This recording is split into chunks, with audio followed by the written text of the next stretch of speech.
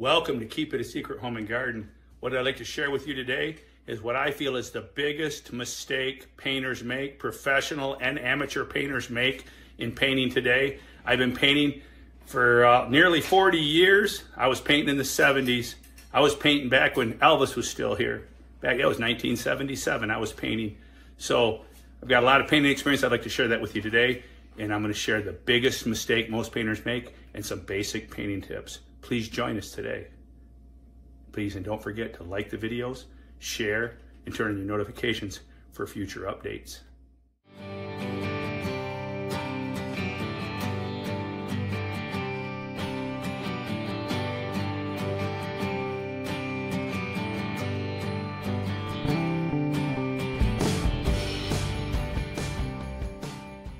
All right, I'm going to start with some basic painting tips.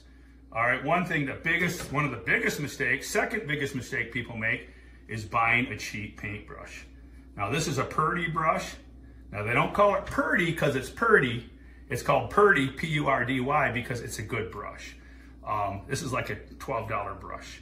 Never, never, never buy a $2 brush. Instead of buying a roll of tape to tape off your ceilings, because I see rookie painters tape off the white ceiling so they don't get paint on it, spend that tape money and that time on a quality brush. I like the sash brush, an angle sash. And what that'll do is you can start your paint and you take the brush and you follow. I like to make a little slick and go down like this, and then gradually, don't load your brush up and go wham right to the corner. You want to make like a paint slick, I call it. And then you're going to take and thin the paint out, use this feathered edge, these tapered edges.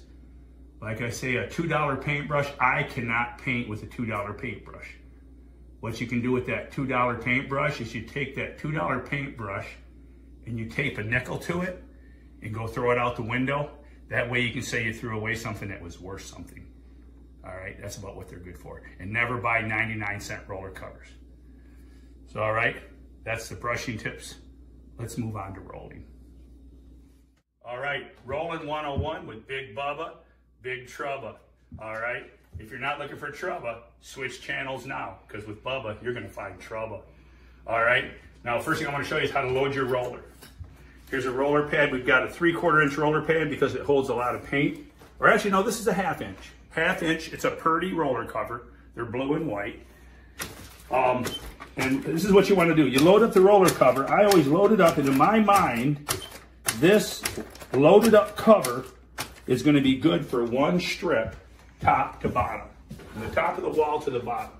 And what we do, I've already took the liberty of rolling this over to this point, because it's kind of chopped up in here. And you always cut your wall in first. Always brush the wall in first, brushing the entire wall, down along the baseboard and up along here, before you start rolling. All right? And then now what we do is you always start at the edge of the wall. You start at one end. I've already took the liberty of rolling that in. And we start rolling in the middle. But the biggest thing I want to show you, this is good for one load. I call it one load. We roll it up. Now, one of the biggest mistakes, I was talking to Josh, my cameraman today. He said he always tries to stretch the paint out and he applies pressure. When you're painting, you're not applying pressure.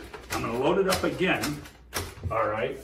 And we're going to take one load, top to bottom. And the paint cans, most paint cans will tell you to always keep a wet edge. And what that means is, when you take this roller and you place it on the last strip of paint, it's going to overlap. Your roller cover is going to overlap onto the old paint. So basically what that means, and this is the biggest mistake I think painters make, is you don't jump ahead. This is what a production jump ahead painters do. They'll take and they'll jump ahead. I'm going to jump ahead and leave a dry strip here because I'm getting farther ahead. And then what they'll do is they'll bring it down and they'll roll up and down and they'll come back covering the dry edge. All right? And they think that they've got it all covered. Now there's a little booger. Don't want no boogers in your paint. Put a little boogie in it. So we'll go top to bottom, spreading the paint, we'll get it reasonably uniform, and then we do what we call back rolling. You want to back roll, one stroke, top to bottom, because this is a satin paint.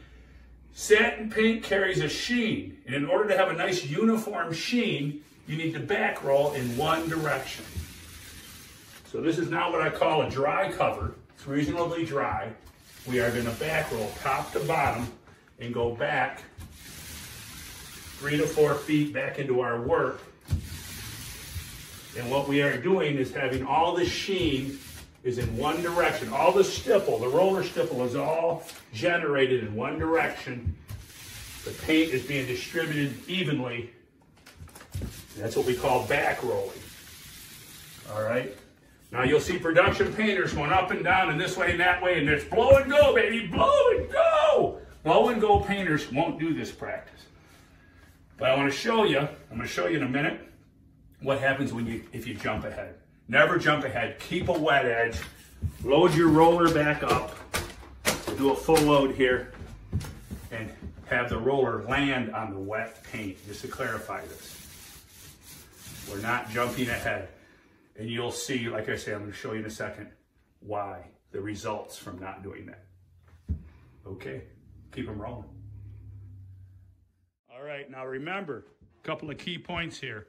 Never push on your roller. If you're pushing on the roller to try to get more paint out of it, it means you need to go re-dip your roller. We do not apply pressure on the roller. All right, this wall is nice and laid out, nice and even. See here, we haven't done yet. And do not fall, recommendation, do not fall for one coat paints. It's a lie, it's a gimmick. If you're changing colors, you have to two coat. Paint does not achieve the true color. Its true color is not achieved until it is two coated. The depth, the richness, the sheen. But I want to show you real quick is on this ceiling. If you look at this ceiling, I'm going to come across here real slowly, you'll see dry zones. You see the dry streaks in there? Maybe I'll get up a little bit closer if that helps. Or maybe that doesn't help.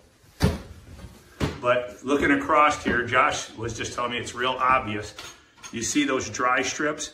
That's because this ceiling was rolled by a painter who jumped ahead. He jumped ahead a couple of inches, never carried that wet edge. And so that's why you see these dry frosted streaks. And that's after two coats. So just to show you, the proof is in the sheen. This wall here is dry from yesterday, and this was rolled by me with my no jump ahead roll method. I always keep a wet edge, keeping that roller dropped back into itself. Never jump ahead, leaving the dry zone. And look at the sheen, baby. That's as shiny as a BMW. So there you go. There you have it. All right. All right, thanks for joining us today. And remember, never buy the $2 brush, never buy the 99-cent roller cover. All right, that's a few things to remember. Always brush your walls in first. Here you can see right here, this wall's been done once. The reason we're two coating, you can see the cut in. So we have to two coat, and always cut the wall in, roll the wall. Go to the next wall, cut the wall in, roll the wall. Do not let your cut in dry. If you let your cut in dry real thorough, it's gonna flash. And by cut in, you mean doing the trim and the borders? Brushing in around the borders. Okay. If you brush it around the borders, Josh, and you let that dry, let's cut that wall in and go to lunch, and we'll come back and roll after lunch. That's a no-no. You should go ahead and brush and roll your wall and try to keep it all wet. And then if you want to go to lunch, once you get to the end of the wall, take your lunch. All right, because it's going to flash. When they say flash, it means you see that overlap. Yep. Because what happens when it dries and overlaps, you've got 3 or 4 coats on that area because it had time to dry. I mean, to really dry. All right, any other questions, Josh? Now, Josh is a new painter. And Josh told me yesterday, tell me what you told me about what I taught you in painting. Sure, he taught me 40 years of painting in 10 minutes. And it was really, really crucial. It helped out.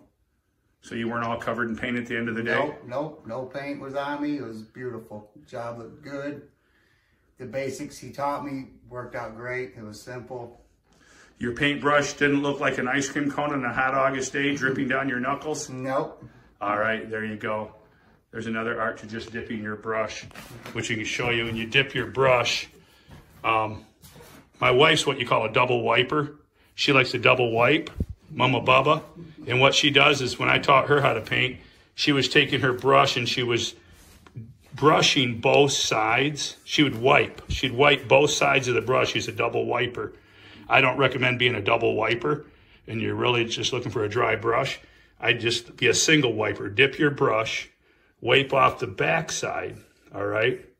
And then immediately lift the brush upward so you're not throwing drips around. That's a good brush dipping point.